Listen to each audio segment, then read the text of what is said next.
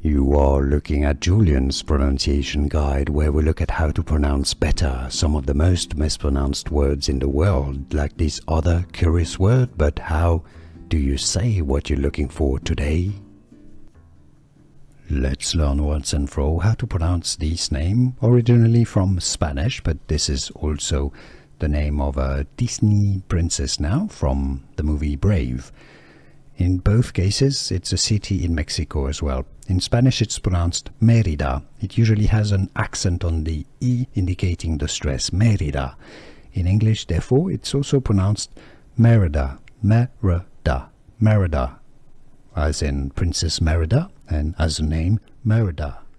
Here are more videos on how to pronounce more confusing words and names too many mispronounced. Like this video if you found it useful. I appreciate your support. I'll see you soon and thanks for watching.